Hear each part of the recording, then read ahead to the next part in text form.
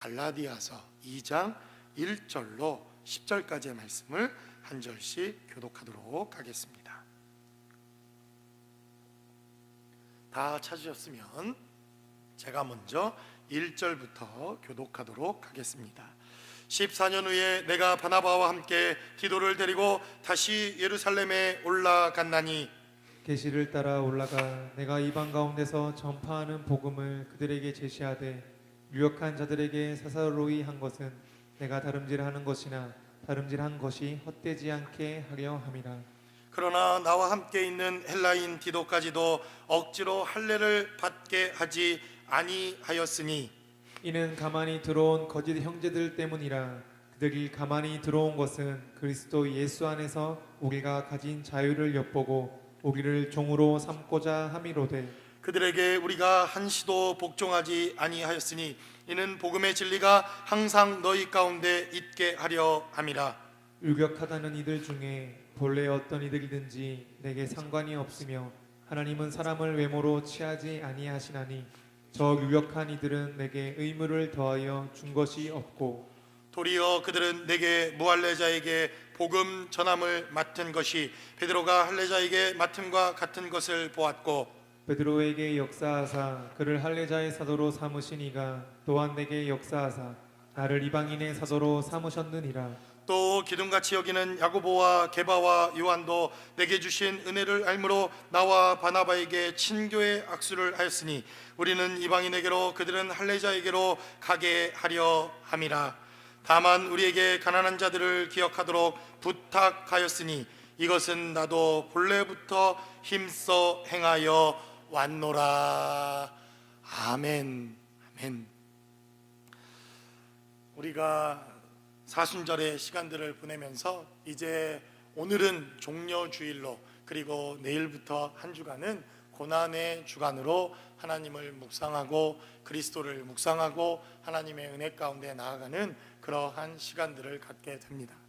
사순절을 보내면서 여러분들에게 누차 말씀드리고 부탁을 드렸듯이 그것이 무슨 천주교의 그러한 행사에 영향을 받았든 어쨌든 우리 개신교의 이러한 전통과 이러한 삶의 신앙을 따르지 않는 그러한 것에서 시작되었든 그러한 것과 상관없이 우리가 본질적으로 주님을 묵상하고 주님을 더욱더 가까이 하고 하나님의 말씀 가운데 거하며 십자가를 가까이 할 수 있는 통로와 계기가 될 수 있다고 한다면 우리는 그 어떤 것보다도 이러한 것들을 우리의 삶의 귀한 믿음의 여정으로 여길 수 있는 이러한 성숙함이 우리 가운데 필요하다고 여겨집니다. 그래서 사순절이 귀하고 그래서 고난주간도 귀하고 이러한 절기들을 통해서 우리가 우리의 신앙들을 점검해보며 하나님 앞에 믿음의 삶을 살아내는 것, 이것 역시도 대단히 중요한 삶의 신앙이요 여정이라고 믿습니다. 그래서 우리는 이 갈라디아서라고 하는 말씀을 시작하면서 복음이 무엇인가? 우리는 정말 복음으로 살고 있는가? 우리는 복음 하지만 정말 이 복음의 가치와 복음의 생명을 정말 깨닫고 그 말씀대로 살아가고 있는가? 우리 교회는 정말 복음에 목숨을 걸고 복음 때문에 하나님 앞에 헌신하며 순종하며 예배하는 교회인가? 우리가 다시 한번 이 갈라디아서를 통해서 함께 여러분들과 함께 삶을 나누고 또한 복음의 생명을 나누고 있습니다. 지난 시간 우리는 복음이 무엇인가? 정말 사도 바울이 말하고 있는 이 복음이 무엇인가에 대한 정의를 내렸습니다. 지난 시간에 말씀을 드렸지만 또 반복해서 우리가 한번 더 말씀을 나누는 것도 대단히 중요하다고 여겨집니다. 그래서 지난 시간에 말씀을 드렸듯이 복음은 그리스도 예수 그분 자체이십니다. 바로 예수님 그분이 우리에게 복음이요 그분이 말씀이셨던 하나님께서 육체를 입으신 사건이 복음이요 그분이 이 땅에 오신 것 자체가 복음이요 그분이 이 땅에 오셔서 행하셨던 모든 사건과 삶의 흔적이 우리는 복음이다 이렇게 얘기할 수 있다는 것입니다.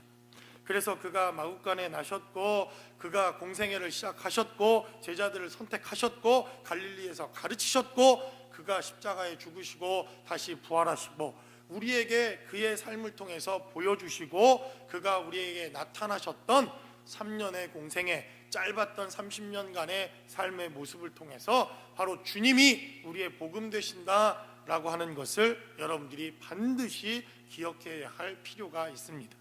그래서 주님처럼 살고 주님의 말씀대로 순종하고 주님이 살았던 대로 우리가 살 수 있다고 한다면 이것이 복음에 순종하는 삶이요 우리가 복음의 능력대로 사는 것이다, 이렇게 정의를 내릴 수 있다는 것입니다. 그래서 올 초에 여러분들과 함께 결단하고 결심하면서 제가 정말 이런 멋진 말을 하지 않았습니까? 주님의 일도 중요하지만 우리는 주님의 길도 따라가겠다, 순종하겠다. 이 두 가지가 대단히 우리에게 복음이 무엇인가 하는 데 있어서 중요한 삶의 문제라는 것입니다. 또한 주님께서 살아내셨던 삶의 방법과 사셨던 것도 복음이지만 주님이 우리에게 가르쳐 주신 말씀도 복음이다, 여러분들과 함께 지난 시간 말씀을 나누었습니다. 그래서 그분이 이 땅에 오셔서 제자들에게 산상수훈도 가르쳐 주시고 주기도문도 가르쳐 주시고 하나님 나라에 대해서 특별히 마태복음에 기록되어져 있는 메시지를 살펴보면 천국의 복음은 이것이니 라고 하나님이 말씀하시면서 하나님 나라와 복음에 대한 메시지를 우리에게 가르쳐 주십니다. 그래서 그분의 살아왔던 삶을 따라가는 것, 그것도 복음이며 그분의 삶을 따라 사는 사람들은 예수님께서 무엇을 가르쳐 주셨는가, 우리에게 무엇을 말씀하셨는가, 우리에게 당부하신 것은 무엇인가, 너희는 이렇게 살아라, 주님이 부탁하신 것이 무엇인가를 날마다 묵상하고 그 말씀대로 살아내는 것, 이것 역시도 대단히 중요한 복음이며 복음의 삶을 살아가는 우리의 삶입니다. 그래서 마태, 마가, 누가, 요한복음은 주님이 사셨고 주님이 말씀하셨고 우리에게 부탁하신 주님의 복음의 메시지가 성경에 기록되어져 있습니다. 그리고 또한 갈라디아서에서 기록되어져 있는 사도 바울은 자신이 그리스도의 복음을 전했다, 이렇게 갈라디아서 1장에 우리에게 증거합니다. 지난 시간 우리가 말씀을 통해서 나누지 않았습니까? 나도 그리스도의 복음을 전했다, 이렇게 사도 바울은 말하면서 내가 전한 그 복음은, 그리스도의 복음은 계시로부터 하나님께로부터 온 것이다, 이렇게 사도 바울은 증거합니다. 그래서 사도 바울이 말하고 있는 그리스도의 복음은 계시다, 우리가 이렇게 정의를 내렸습니다. 근데 어떤 계시입니까? 따라 뭐 동쪽으로 가라, 따라 렌초 쿠커문가에 집을 사라, 뭐 이런 계시가 아니라 어떤 계시라고 바울은 말합니까? 내 안에서 그리스도가 나타나는 계시, 내 안에서 예수가 누구인지 말해주는 계시, 내 안에서 예수가 했던 삶의 행적과 하나님이 예수가 누구인가를 가르쳐 주시는 계시, 이것이 자기가 이방인들에게 전하는 복음이요 하나님의 말씀이요 하나님의 능력이었더라 라고 사도 바울은 증거합니다. 그래서 사도 바울은 이 계시의 메시지가 복음이라고 하는 것을 증거한 이 복음의 정의는 대단히 우리의 삶의 자리에서 중요합니다. 왜 그렇습니까? 창세기도 그래서 우리에게 복음이요, 출애굽기도 레위기도 성경에 기록되어져 있는 모든 하나님의 말씀이 우리에게 복음이 될 수 있다는 것입니다. 창세기는 하나님께서 어떻게 천지를 창조하셨는지, 아담이 선악과를 왜 따먹었는지, 그리고 원죄가 어떻게 들어왔는지, 이러한 인류의 범죄와 죄악들에 대한 메시지, 그리고 하나님의 나라를 이루어가는 이러한 메시지들로 구성되어 있지만, 우리가 창세기를 통해서 첫 번째 만나는 복음은 무엇입니까? 바로 주님께서 여자의 후손으로 오실 것, 바로 육체의 삶을 통해서 오시는 것이 아니라 하나님의 능력으로 주님이 오실 것이라고 하는 그리스도의 계시가 바로 창세기를 통해서 우리에게 증거되고 있습니다.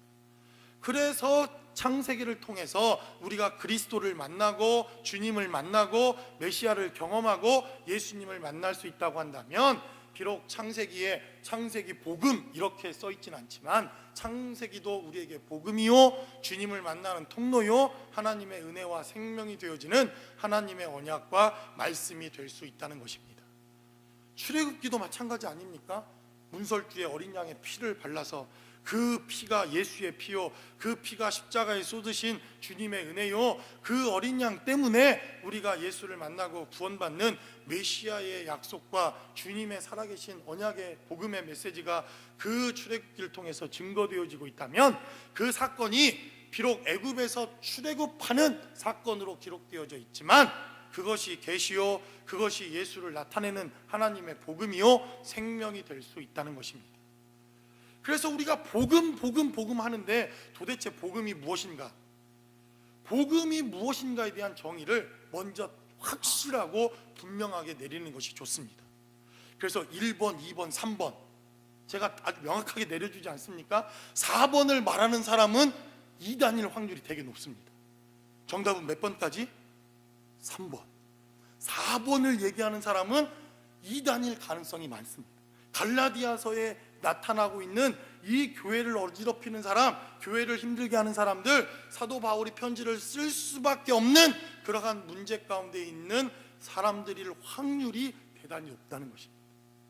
그래서 우리는 이 갈라디아서에 기록되어져 있는 사도 바울의 편지를 통해서 복음이 뭐냐, 복음대로 사는 게 뭐냐, 복음 하는데 도대체 복음의 삶을 살아내는 삶이 무엇인가 하는 것을 우리가 확실하게 삶의 자리를 통해서 고백하고 넘어가는 것이 필요하다는 것입니다. 그래서 갈라디아서 2장에서 사도 바울은 이제 이렇게 증거합니다. 내가 14년 후 하나님의 말씀을 전하고 이방인들에게 복음을 전하고 갈라디아 교회도 개척하고 하나님의 말씀과 복음을 전하다가 14년이 되는 어느 날 이제 예루살렘에 올라가 유력한 자들과 함께 교제를 시작한다 라고 하는 메시지로 갈라디아서 2장이 시작되어집니다. 그리고 사도 바울은 갈라디아서 2장을 통해서 정말 복음이 무엇인가, 우리가 복음을 통해서 복음의 삶을 산다는 것이 무엇인가 하는 것을 강조해서 다시 한번 증거하고 있는 것을 보게 됩니다. 그러므로 사도 바울이 갈라디아서 2장을 통해서 우리에게 증거하고 있는 이 복음의 메시지를 통해서 과연 우리는 복음으로 살아내고 있는지, 복음의 삶은 무엇인지, 우리가 한 주간 동안, 이 고난의 주간 동안 다시 복음으로 돌아가는 우리의 삶의 모습은 어떠한 것이 하나님이 원하시는 삶인지 오늘 본문에 기록되어져 있는 말씀을 통해서 함께 나누어 보기를 원합니다. 첫 번째로 본문은 우리에게 증거하기를 복음은 본질적인 문제에 대해서 다루고 있다는 것을 성경은 우리에게 증거하고 있습니다. 그럼 복음이 무엇입니까? 본질적인 문제. 그 본질이 무엇이라고 말합니까? 그리스도, 그리고 하나님의 말씀, 바로 십자가와 복음의 본질적인 문제가 바로 오늘 갈라디아서에서 기록되어진 말씀을 통해서 사도 바울은 우리에게 증거합니다. 이제 2절에 기록된 대로 사도 바울은 계시를 따라 올라갔다 이렇게 말합니다. 어떤 계시입니까? 그리스도의 계시, 하나님이 말씀하시는 계시, 그 말씀을 따라 그가 예루살렘에 올라갔는데 사도 바울은 내가 이방 가운데서 전파하는 복음을 누구와 나누었다 말합니까? 유력한 자들에게 이 복음을 사사로이 내가 나누는 시간을 가졌다 이렇게 사도 바울은 말합니다.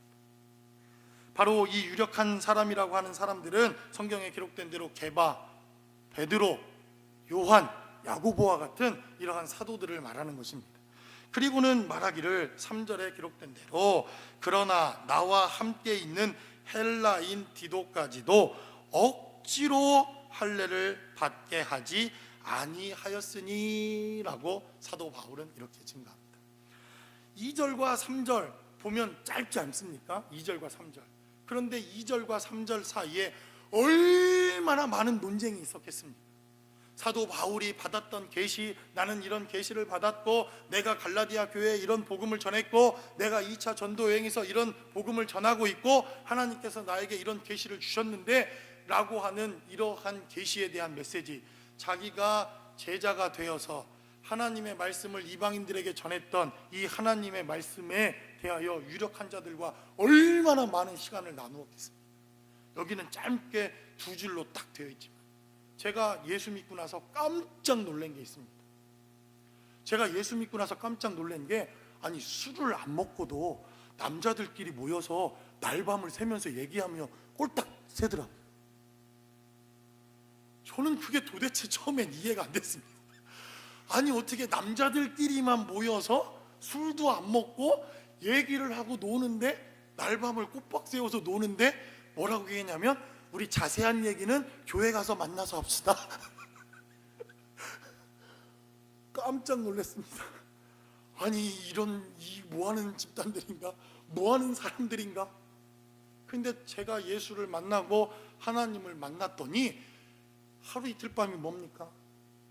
여러분, 목사들이 만나면요 얼마나 수다가 많은지 아십니까? 그냥 목사님들이 만나면요 시간 가는 줄 모릅니다. 하나님이 주시는 은혜가 뭔지, 또 요즘에 묵상하고 있는 말씀이 무엇인지, 정말 1시간, 2시간 뭐 그냥 날밤 새는 시간들이 얼마나 많은지. 제가 지난달에 또 우리 그 머슴 세미나에 다녀오지 않았습니까? 목사님들과 호텔에서 3시, 4시 다음날 수업 들어야 되는데 새벽 4시, 5시까지 잠을 안 재우니, 그렇게도 할 말들이 많고 그렇게도 주님이 주시는 은혜의 역사들이 얼마나 많은지 새도 그리고 끊임없이 하나님의 말씀과 또 하나님의 주신 은혜들을 나누는 그러한 시간들을 보았습니다. 그러니 사도 바울이 10수년 동안 복음을 전하고 하나님의 말씀을 전하고 그분이 받았던 계시가, 그분이 전했던 하나님의 메시지가 얼마나 엄청나게 많았겠습니까? 그런데도 사도 바울은 말하기를 비본질적인 문제는 자신의 삶의 자리에서 다루지 않았다는 것입니다.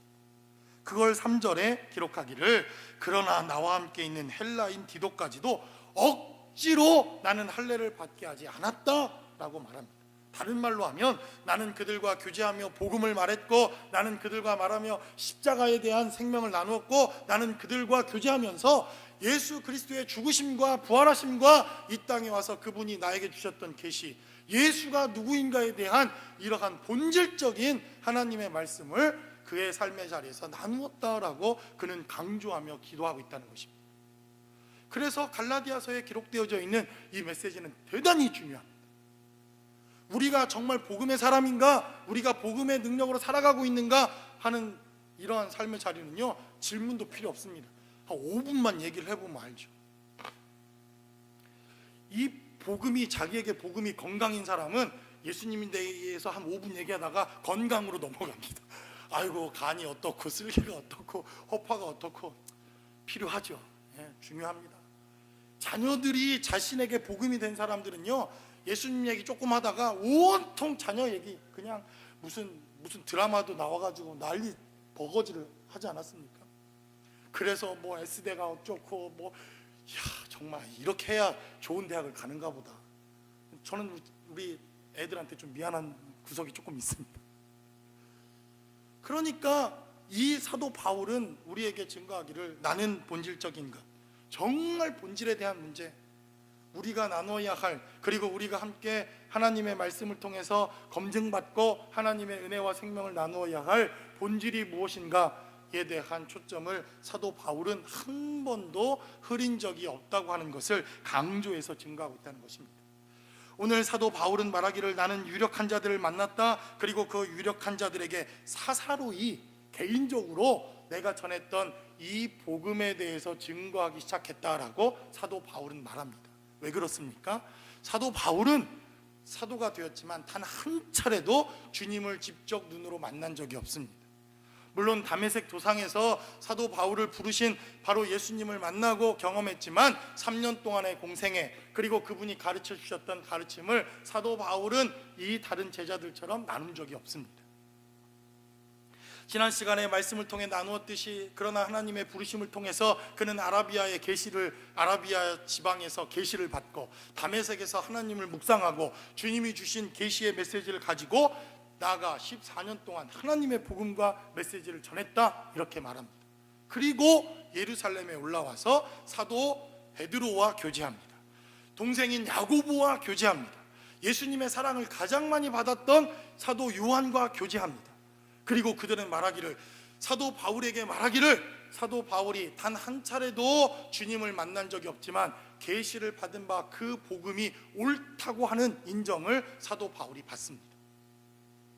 그래서 사도 바울은 뭐라고 말합니까? 내가 갈라디아 지방 이 교회에 너희들에게 편지해서, 그리고 편지하기 이전에 너희들에게 전했던 복음이 온전한 복음이다, 이렇게 말합니다. 사도 바울은 본질적으로 계속해서 그리스도와 그리스도의 십자가와 주님의 죽으심과 부활하심과 본질적인 것에 대한 하나님의 은혜와 생명을 나누었다고 하는 것을 성경은 우리에게 증거하고 있다는 것입니다. 그런데 요즘 시대를 살아가는 우리 삶의 자리에서 얼마나 이 본질의 문제 때문에 우리가 고민하는 것이 아니라 비본질적인 문제 때문에 교회들이 몸살을 앓고 있지 않습니까? 일부 때도 말씀을 드렸지만 별별 교회들이 다 있습니다. 피아노 저쪽에 있는 거 저쪽에 옮겼다고. 아주 극단적인 예지만 그런 교회들 보지 않았습니까? 그래서 제가 늘 얘기하는 게 그겁니다. 한 번에 옮기지 말고 일주일에 1cm씩 옮기라고. 일주일에 1cm씩 그냥 뭘 그걸 또 그냥 급하게 다 옮겨가지고. 여러분, 이 카펫 색깔 때문에 얼마나 난리 버거지를 하고. 다행히 교회 우리는 창문이 없어서 커튼이 없으니 다행이지. 커튼 그거 색깔 마음대로 바꿨다고. 그러니 저도 교회 들어올 때마다 얼마나 감사한지 모릅니다. 별로 그냥 좋은 예배당은 아니지만 주님 무덤 같지 않습니까? 어두컴컴하니 낮에요 불 안 끄고 있으면 정말 주님이 여기 계실 것 같습니다. 혹시 정말 주님의 무덤을 경험하고 싶으신 분들 계시면 아무 때나 오셔도 불 꺼놓고 있으면 컴컴하니 그냥 무덤 같고. 근데 얼마나 우리가 이 본질이 아닌 비본질의 문제 때문에 이 교회가 난리를 하고 교회 문제가 일어나고 교회 분란이 일어나고. 갈라디아 교회도 그런 것 아닙니까? 갈라디아 교회도 사도 바울은 말합니다. 정말 이게 본질에 대한 문제냐는 겁니다. 하나님의 십자가, 예수 그리스도의 복음, 하나님의 말씀, 예수에 대한 이러한 본질적인 문제 때문에 너희가 복음을 변질시키고 교회를 어렵게 하고 교회의 문제를 일으키고 있는가에 대한 사도 바울의 본질적이고도 핵심적인 메시지를 사도 바울은 우리에게 증거하고 있다는 것입니다. 그래서 여러분들에게 다시 한번 증거합니다. 우리가 생각하고 우리가 바라보고 우리가 논쟁하고 우리가 피를 흘리고 싸워야 할 본질이 있다고 한다면 그것은 예수입니다. 그것은 십자가입니다. 그것은 하나님의 말씀입니다. 그래서 저와 여러분들이 이 사순절 기간 동안 그리고 이 고난의 주간 동안 예수를 바라보라, 또 십자가를 바라보자, 복음으로 돌아가자 라고 하는 이유도 우리의 본질적인 문제에 있어서 우리가 혹시 놓치고 있는 것이 무엇인가 하는 것을 다시 한번 생각해 보는 시간, 다시 한번 주님 앞에 나아가는 시간, 이러한 시간들이 사순절의 시간이요 또한 주님의 고난을 묵상하는 고난주간의 삶이라고 여겨집니다. 그러므로 저와 여러분들이 이러한 본질의 문제 앞에서 하나 되어지고 하나님 앞에 감사하며 함께 예배할 수 있는 공동체가 되어질 수 있기를 주님의 이름으로 간절히 축원합니다. 그래서 저는 피아노 여기 있든 저기 있든 저는 상관 안 합니다. 가운데다 놓든 뒤에다 놓든 여러분 마음대로 하십시오. 알아서 하십시오. 커튼 색깔, 지금은 창문이 없어서 커튼을 못 달겠지만 나중에 빨간색으로 하든 검정색으로 하든 여러분 좋을 대로 하시면 됩니다. 그냥 먼저 하는 사람 땡입니다. 아시겠죠? 먼저 하는 사람이 임자지. 그 사람이 빨간색을 좋아하면 그냥 빨간색으로 하는 거 아닙니까? 우리는 비본질적인 문제 때문에 어려움과 교회 문제, 우리가 낙심하거나 낭망하는 이러한 어리석음을 당하지 말라고 사도 바울은 다시 한번 우리에게 증거하고 있다는 것입니다. 그러나 사도 바울은 4절에서 기록된 대로 그러나 가만히 들어온 거짓 형제들은 계속해서 본질적이 아닌 문제 때문에, 비본질적인 문제 때문에 계속해서 교회를 어렵게 하고 사도 바울을 넘어지게 하고 사도 바울을 욕하고 사도 바울이 거짓 선지자다 이렇게 얘기하는 이러한 어려움들이 있다고 하는 것을 사도 바울은 우리에게 증거하고 있습니다. 그래서 제가 가르마를 왼쪽에서 오른쪽으로 타든 오른쪽에서 왼쪽으로 타든 그거는 비본질적인 문제입니다. 아시겠죠? 그래서 과연 우리는 본질적인 문제에 정말 하나님 앞에 삶을 드러내고 있는가? 우리 교회는 그 본질적인 복음의 문제를 가지고 살아가고 있는가에 대한 문제를 사도 바울은 또한 우리에게 증거하고 있다는 것입니다. 두 번째로 사도 바울은 우리에게 증거하기를, 그래서 이 복음은 유력한 사람들 혹은 세상에 굴복되어지지 않는다고 하는 것을 사도 바울은 우리에게 증거하고 있습니다. 사도 바울은 갈라디아서 2장 1절에 증거하면서 그가 14년, 10수년 후에 그는 게바를 만나러 예루살렘에 갔고, 야고보를 만나러 예루살렘에 갔고, 사도 요한을 만나러 예루살렘에 가서 그가 전하고 있는 그의 복음, 그가 받았던 계시의 메시지를 그들과 사사로이 개인적으로 나누었다, 이렇게 말합니다. 그리고는 말하기를, 내가 다름질한 것이나 다름질한 것이 헛되지 않게 하기 위해서. 왜 그렇습니까? 사도 바울이, 그는 유명한 유력자들이니까, 그는 사도 베드로니까, 주님의 육체의 동생인 야고보 형제니까, 예수님이 가장 사랑하셨던 요한이니까, 그분들에게 가서 그가 전했던 복음을 검증받기 위함입니까? 그리고 그분들이 옳다 검증을 하니까 복음이 된 것입니까? 사도 바울은 그렇게 말하지 않습니다. 그들이 이것이 복음이다 아니다 검증을 했기 때문에 복음이라고 말한 것이 아니라, 이 복음은 유력자들과 상관없이 이미 복음이었다라고 사도 바울은 우리에게 증거하고 있다는 것입니다. 다른 말로 하면 이 복음을 준 것이 게바에게만 혹은 야고보에게만 혹은 요한에게만, 아니 지금으로 말하면 담임 목사에게만, 전도사들이나 강도사들은 복음의 4분의 1만 전할 수 있고, 또 목사들은 복음을 전할 수 있고, 평신도들은 복음을 전하면 안 되는 그런 것이 아니라, 하나님이 주신 복음과 하나님이 주신 말씀과 하나님이 주신 이 생명의 메시지는 유력한 자들이든지 유명하지 않은 자들인지 이 복음을 소유한 그것만으로도 복음의 가치가, 생명이 역사한다고 하는 것을 사도 바울은 우리에게 증거하고 있다는 것입니다. 그래서 사도 바울은 계속해서 단어 하나를 계속 쓰지 않습니까? 2절에 기록된 대로 유력한 자들에게 라고 말합니다. 그 유력한 자는 6절에 또 등장합니다. 유력하다는 이들 중에 본래 어떤 이들이 내게 상관이 없으며, 그들은 사도 바울과 상관이 없다는 것입니다.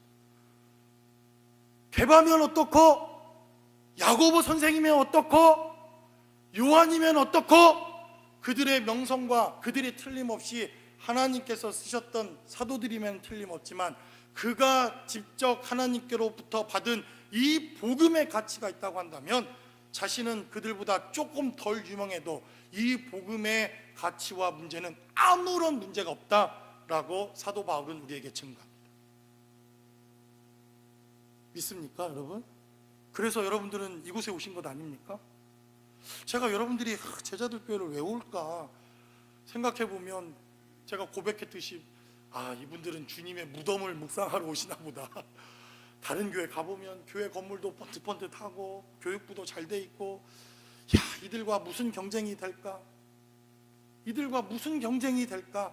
그렇게 생각하다가도, 그래도 복음 하나, 그래도 하나님의 말씀, 본질적인 문제가 우리의 삶의 자리에 정말 우리의 경쟁력이 될 수 있다고 한다면, 저는 유명하지 않아도 이 복음 때문에 광야에 외치는 자들 삶의 자리에 몰려들었듯이 이 복음을 듣기 위해 이들이 이 무덤과 같은 곳에도 오는구나 라고 하는 것을 생각해 보게 됩니다. 이럴 때는 여러분들이 아멘을 크게 하셔야 여러분들이 끝내주는 거예요. 그렇지 않습니까? 뭘 경쟁을 하겠습니까? 이미 하나님의 교회를 통해서 30년, 40년 모든 기반들과 모든 것들을 다 준비해 놓은 교회들과 우리가 무엇을 경쟁하겠습니까? 유력하다고 하는 것, 유명하다고 하는 것, 그리고 그들이 영향력이 있다고 하는 것. 그러나 사도 바울은 말합니다. 그들의 영향력이, 그들의 유력함이, 그들의 부유함이, 그들의 명성이 자신이 가지고 있는 복음의 변질과 훼손을 전혀 할 수 없었다라고 말합니다. 그리고 그는 계속해서 고백하기를, 어떤 이들인지 나는 아무 상관이 없다 말합니다. 왜 그렇습니까? 사도 바울은 오직 예수 그리스도 한 분, 그분만을 보기로 작정했고, 그분 때문에 그는 복음을 증거하고 있고, 바로 그분을 시작으로, 그분을 마지막으로 그의 삶의 자리에서 한 분만을 바라보기로 결단했기 때문에 그렇습니다. 그런 저와 여러분들의 삶의 자리가 되시기를 주님의 이름으로 간절히 축원합니다. 그래서 저는 없어져도, 교회에 무슨 개척 멤버들이 없어져도 여러분들이 예수만 바라볼 수 있다고 한다.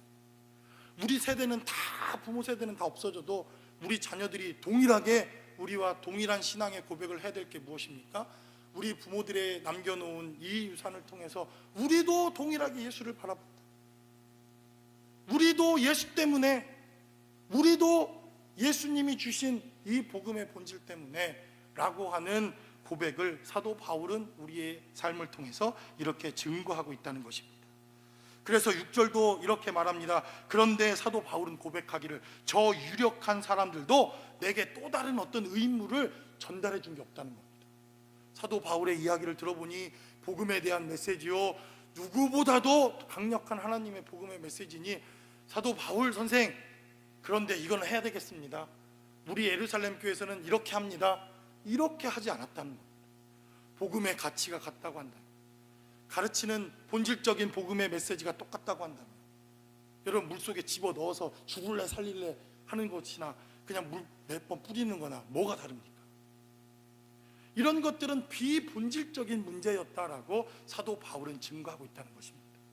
그래서 사도 바울이 계속해서 말하는 것은 14년 후에 내가 그들을 만나 교제 본 적이 없는데도 불구하고 가서 만났더니 그들이 전하고 있는 복음이나 내가 전하고 있는 복음이나 내가 계시를 통해서 만났던 예수나 그들이 공생애를 통해서 만났던 예수가 똑같더라라고 말합니다. 그래서 우리가 지난 몇 주 전에 우리 정광준 권사님 저 동남아에 가서 선교하고 돌아온 선교 보고를 받았는데 그 동남아 사람들도 우리가 믿고 있는 똑같은 예수를 믿고 있지 않습니까? 얼마나 놀랄만한 일입니까? 본 적이 있습니까? 그들과 함께 교제를 한 적이 있습니까? 그들과 함께 무슨 삶을 우리가 나눈 적이 있습니까? 그럼에도 불구하고 접근하는 방식이 다르고 그들이 사용하는 언어가 다르고 우리가 살아가는 삶의 방식은 조금 다를지 모르지만 그러나 그 본질적인 예수에 대한 이러한 삶의 본질적인 문제는 제자들 교회에서 예배를 하든 베트남에서 예배를 하든 중국에서 예배를 하든 그 본질적인 차이는 없더라라고 하는 것을 성경은 우리에게 증거합니다. 그래서 2000년 전 사도 바울이 이 복음을 전한 것이나 지금 우리가 이 복음을 통해서 예수 앞에 나가는 것, 본질적인 문제에 있어서는 차이가 없다고 하는 것을 성경은 우리에게 증거합니다. 그래서 유력한 자들이 복음을 전하고 또 유명한 목사들이 복음을 전하고 유명한 교회가 전하는 복음만이 복음의 진리가 아니라 바로 하나님께서 우리에게 주신 바로 본질적인 예수에 대한 복음과 본질을 우리가 가질 수 있다고 한다면 우리의 삶의 형편과 삶의 모습과 상관없이 그것은 복음이 복음될 수 있고 생명의 복음으로 역사할 수 있다고 성경은 우리에게 증거합니다. 그러므로 저와 여러분들이 갖고 있는 이 복음의 본질을 통해서 우리가 한 주간 동안 주님 앞에 나아갈 수 있기를 주님의 이름으로 간절히 축원합니다. 제가 무슨 부교나 다른 교단들을 비교하거나 욕하는 건 아니지만 천주교에서 정말 한 가지 잘못한 것이 있다고 한다면 이 복음에 대한 것을 사제들에게만, 이 성경을 사제들에게만 리밋을 두고 제한을 둔 것은 너무나도 잘못된 일이라고 믿습니다. 사도 바울이 그것을 얘기하는 것 아닙니까? 물론 더 공부를 하고 이 성경이 무엇인가 공부를 한 많이 공부한 사람들에 의해서 성경이 가르쳐지고 또 해석되어지고 설교를 하고 이러한 질서들은 필요하다고 믿습니다. 그러나 이 하나님의 복음과 메시지는 지위 고하를 막론하고 유력하든 유력하지 않든 배우든 배우지 못했든 그리고 그의 형편이 좋든 좋지 못하든 우리의 삶의 자리에서 바로 복음의 본질만을 삶의 능력으로 살아가기로 작정한 모든 사람들에게 하나님의 약속이요 능력임을 믿는 저와 여러분들의 삶의 자리가 되시기를 주님의 이름으로 간절히 축원합니다. 그래서 침례교회는요, 여러분 평신도들도 와서 설교할 수 있습니다. 제가 새벽 예배 기회를 드릴 테니까 여러분들 하나님의 성령이 감동되시면 문자를 주시기 바랍니다. 얼마나 우리도 좋습니까? 은혜 받고 앉아서. 그러니 여러분 언제든지 하나님이 주시는 계시가 있고 이 복음을 정말 전하고 싶어 견딜 수 없다 그러면 새벽 예배부터 일단 여러분들의 순서를 제가 드릴 테니 여러분 언제든지 카톡을 해주시기 바랍니다. 사도 바울은 그래서 마지막으로 우리에게 증가합니다. 그랬더니 이 비본질적인 문제 때문에 문제가 생겨서 본질의 문제를 해결해 보려고 예루살렘에 왔더니 복음은 비본질적인 문제도 수용할 수 있는 엄청난 능력의 메시지라고 하는 것을 사도 바울이 깨달았다는 것입니다. 이 비본질적인 문제 때문에, 이 본질의 문제가 자꾸 어려워지고 있는 이 갈라디아 교회 때문에 어떻게 해야 할지 사도 바울이 얼마나 고민이 많았겠어요.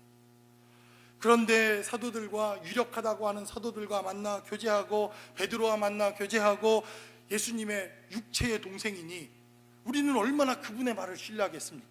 우리 예수님은 이런 분이었고, 우리 형 이런 분이었고, 우리 형은 이런 분이었다고 우리가 야고보서를 통해서 이미 말씀을 나누지 않았습니까? 그러니 얼마나 권위가 있었겠습니까? 그리고 예수님이 가장 사랑하는 이러한 제자였던 요한이니 얼마나 예수님에 대해서 많은 걸 알고 있습니까? 그분이.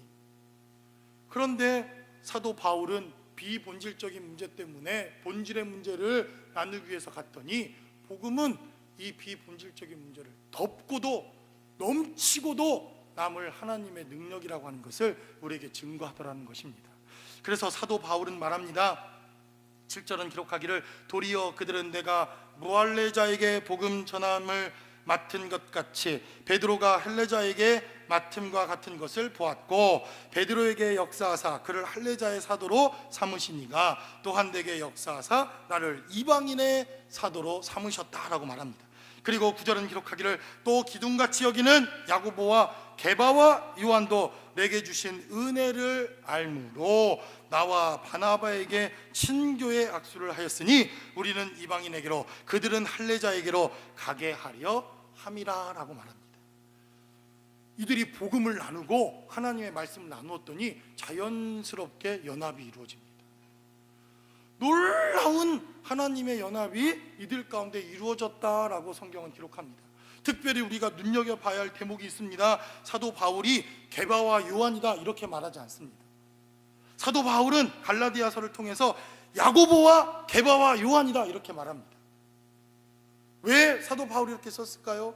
자기가 복음을 전하는데 아마도 제일 논쟁이 심하고 자기와 가장 많이 부딪힌 사람이 야고보였을지도 모릅니다. 동생 야고보.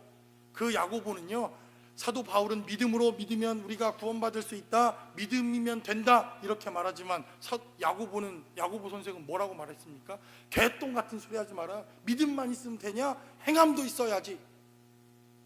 이렇게 말했던 사도가 예수님의 동생 야고보가 야고보서라고 하는 기록을 떡하니 남겨놓지 않았습니까? 그러니까 극단주의적인 보수주의자와 사도 바울처럼 극단주의적인 믿음의 자유주의자가 양극단에서 만난 겁니다. 여러분, 이거 해결됩니까? 해결이 안 되니까 침례교, 감리교, 무슨 오순절부터 시작해가지고 서로 우리가 신앙이 옳으네 저르네 싸우는 것 아닙니까? 여러분, 목사들하고 한번 왼수지면요 평생 왼수입니다. 평생 왼수예요. 나하고 신학이 달라? 나하고 뭐가 달라? 그러면 그냥 그걸로 끝나는 거예요. 그냥. 그러니 한국 교회 장로교단만 2,000개가 넘고 군소교단까지 합치면 몇천 개의 교단이 그렇게 있어야 할 필요가 뭐가 있습니까? 그런데 사도 바울은 말하기를 내가 복음을 말하고 하나님의 생명을 말하고 믿음에 대해서 말하고 십자가에 대해서 말했더니 나를 가장 반대해야 할 야고보 사도도 복음이다 라고 말하면서 화해의 악수를 청하더라 라고 이렇게 증거하고 있다는 것입니다. 그래서 복음이 우리의 삶의 자리에서 복음만 확실하게 우리가 나눌 수 있다고 한다면 그 나머지 비본질적인 문제는 아무런 문제가 되지 않는다고 하는 것을 사도 바울은 우리에게 증거합니다. 그래서 이 제자들 교회도 오직 복음으로 연합할 수 있는 우리의 삶의 자리가 되실 수 있기를 주님의 이름으로 간절히 축원합니다. 저도 이해가 됩니다. 우리 젊은 사람들이 부르는, 저도 그래도 아직 젊죠? 젊은 목사에 속하죠? 비웃었습니다. 제가 비웃은 두 분을 봤습니다. 남으세요. 교회 7위가 공동회를 통해서 저도 아직 젊은 목사에 속해서 그런지 뭐 우리 젊은 세대가 부르는 찬양 다르고 또 우리 아버님 세대들이 부르는 찬양 다르고 제가 깜짝 놀랐습니다. 우리 찬양 인도하는 김현호 전사님, 제가 전사님 우리 찬양 뒤에 이거 합시다 그랬더니 목사님 이 찬양 뭐예요?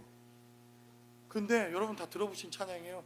예수 이름 찬양, 예수 이름 찬양 내 반석. 다 들어보셨죠? 모른다고 하셔야 됩니다. 그래야 여러분 젊은 세대인 거예요. 들어봤다 그러면 벌써 우리는 이렇게 골로 가는 겁니다. 아유, 전사님한테 한 방 먹었다니까요. 목사님 이게 뭡니까? 우리 세대는 이런 거 안 부릅니다. 모릅니다. 얼마나 충격을 받았는지 아십니까? 이 찬양을 모른단 말이야. 전도사님, 우리는 불러본 적이 없는데요. 아니, 이거는 세대와 상관없이 부르는 찬양인데 깜짝 놀랐습니다. 깜짝 놀랐어요. 그러니 세대가 같습니까? 다 다르죠. 우리는 성경책 들고 다녀야 구원받는 줄 알았습니다. 성경책 들고 다녀야 구원, 빨간 성경책, 빨간 가방에 팍 들고 다녀야 예수 믿고 구원받은 사람이지. 자, 성경 봉독 스마트폰 꺼내가지고 다 지옥 갈 놈들이지. 어디 천국 갈 사람들이 스마트폰 꺼내가지고 찬양, 이게 뭔지 스마트폰을 하는 건지 카카오톡을 하는 건지 알게 뭐예요 이게.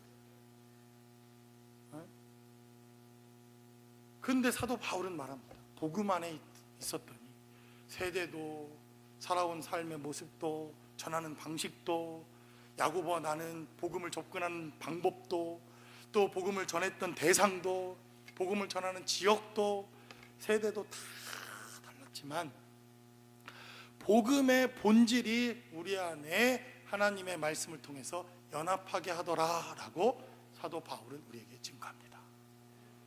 그래서 전도사님도 그런 거 불러야 됩니다. 예수 이름 찬양 배우시기를 주님의 이름으로. 얼마나 감사한 찬양입니까? 그래서 우리는 새벽 예배 때 찬송가를 부르지 않습니까? 찬송가 어렵습니다. 제가 말씀드렸잖아요. 왜 찬송가가 어려운지 아십니까? 쉼표가 없어. 그냥 처음부터 끝까지 달려야 됩니다. 그런데도 불구하고 사도 바울은 말합니다. 내가 복음 안에 있었더니, 내가 복음의 본질만 갖고 있었더니 이 복잡한 신학적인 문제, 복음에 대한 문제, 이방인에 대한 문제, 이러한 문제들이 엄청나게 많았는데 이 복음이 우리를 하나 되게 하더라라고 사도 바울은 우리에게 증거합니다. 그러므로 여러분들이 살아온 방식도 다르고 지금까지 신앙생활 해왔던 모습도 다르고 그리고 여러분들이 영향을 받아왔던 교회와 신앙생활, 삶의 모습들이 어떻게 똑같을 수 있습니까? 다 다르죠. 진짜 우리 침례교회지만 오리지널 침례교회는 주님밖에 없더라고요. 우리 교회를 보니까 다 정말 뭐 이 교단 저 교단에서 다 오지 않았습니까? 그럼에도 불구하고 우리는 본질적으로 이 복음은 하나라고 믿습니다.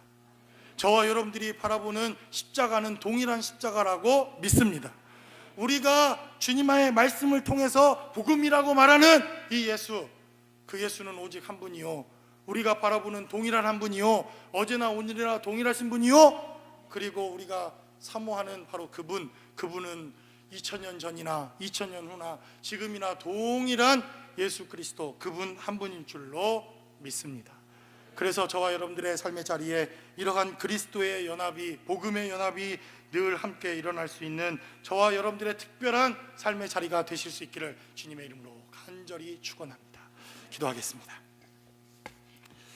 우리 시간 함께 기도할 때 주님, 우리는 한 분 예수를 예배합니다. 우리는 한 분 하나님, 그분을 예배합니다. 삶의 방식도 다르고 살아왔던 경험도 다르고 지금까지 신앙생활했던 우리의 삶의 모습도 다 다르지만 그러나 한 성령 안에서, 한 복음 안에서, 한 십자가 그 예수를 바라보며 예배합니다. 우리의 예배를 방해하고 연합하는 것을 방해하는 모든 악한 것들이 떠나가게 도와주셔서 이 시간 온전히 오직 예수 한 분, 그분 한 분만을 예배하는 우리 공동체가 될 수 있게 달라고 우리 시간 다 함께 한 목소리로 기도하겠습니다.